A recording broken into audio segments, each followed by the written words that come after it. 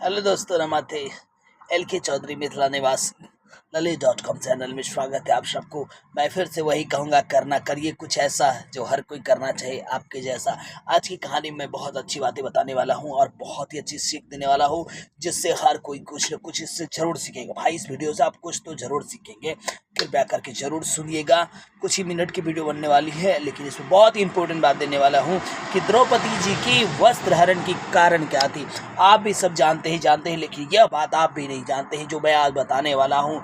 कि आप कहते हैं हंसना बहुत अच्छी बात है, हंसना ही स्वास्थ्य के लिए बहुत अच्छी बात है।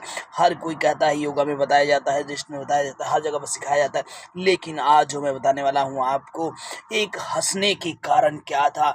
एक हंसने के कारण द्रौपदी जी की वस्त्र हरण तक की कहानी बनी है। महाभारत हुई है, इतनी बड़ी महाभारत हुई है एक हंसने के कारण। देखिए, आइए सुनाता हूँ आपको कैसे हुआ था।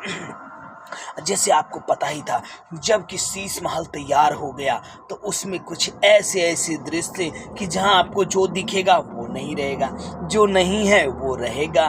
जो वासुदेव श्री कृष्ण जी पधारे, जब आए और ऐसे पग रखें, तो जैसे पग रखे तो वहां पर पानी दिख रहा है लेकिन पानी नहीं है। तो यह शब्द को यहीं पर ही द्रौपदी जी पास में ही थे, द्रौपदी जी मुस्कुरा दिए। माधव जी शांत हो गए, बोले क्यों सखा, आपको मेरी मुस्कुराहट बुरा लग गया? बोला नहीं सखा, मुझे तो बुरा नहीं लगा, लेकिन हाँ, यह भविष्य में किसी को बुरा बहुत लगने वाला है, बहुत बुरा लगने वाला है किसी को भविष्य में। यह संकेत वहीं से श्री माधव जी, श्री कृष्ण कुमार, जय श्री कृष्ण, वहीं पर दे दिए संकेत कि द्रौपदी यहाँ तो अभी कहानी शुरू हुआ है। देखिए, उसी में यज्ञ का कराया गया, यज्ञ का कार्यक्रम हुए, सभी को बुलाएंगे, दुर्योधन जी को भी बुलाएंगे। आए दुर्योधन जी। अब दुर्योधन जी को वहाँ पर एक जगह जहाँ पर उन्होंने पग रखा तो वहाँ पर पानी दिख रहा था, लेकिन पानी नहीं था, कांचे थे। वहाँ पर वो निकल गए। अब दूसरे जगह वहाँ पानी है और उसके दिख रहा है कि कांच, तो उसने सोचा अरे ये भी तो कांच ही होगा। जैसे ऐसे पाँव रखा कि धड़फड़ा के गिर गए उसी में। अब वो गिर पड़े, उसमें पानी भीग गए। अब द्रौपदी जी सामने ऊपर महल से देख रही थी यह दृश्य। अब यह दृश्य देख कर द्रौपदी जी हंस पड़ी। अरे वाह, वहाँ जो शब्द बोली है दोस्तों, यही तो दुर्योधन को चुभ गया और छेद मार दिया। वहीं से दुर्योधन ने प्रण लिया था। ऐसा कौन से शब्द बोले थे जो मैं आज बताने वाला हूँ आपको। द्रौपदी जी उन्हें देख करके कहा कि अंधा का बेटा अंधा होता है। देखो, अंधा का बेटा अंधा, यह शब्द कहकर हंसने लगी। यहीं पर दुर्योधन का क्रोध चरम सीमा ले लिया, हाई लेवल में आ गया। द्रौपदी, तुमने आज मुझे देखकर हंसी है, मैं इस हंसी का बदला जरूर लूंगा तुमसे, और इस हंसी का बदला जरूर लूंगा। लेकिन किसे पता था एक हंसी के कारण हमारे भविष्य में कितने बड़े घटित होने वाला है। वहीं से षड्यंत्र रचना शुरू हो गया कि अब किस तरीका से उन्हें बदला लिया जाए। 64 के खेल में बुलाया, खेल जीता।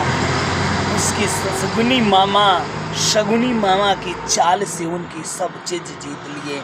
जबकि महाराज युधिष्ठिर के पास सारे चीज थे, हर चीज जुआ में खेलते खेलते सभी हार गए, राजपाट सभी हार गए, जहाँ तक पांचों भाई को भी हार गए, अपने आप को भी, खुद को हार गए। अंत में बचा तो अब बोला, अब तो मेरे पास कुछ नहीं बचा है हारने के लिए, अब मैं यह खेल नहीं खेलना चाहता हूँ। तभी दुर्योधन पासा पलटता है दोस्तों कि अभी भी आपके पास ज्येष्ठ दाता बहुत कुछ है।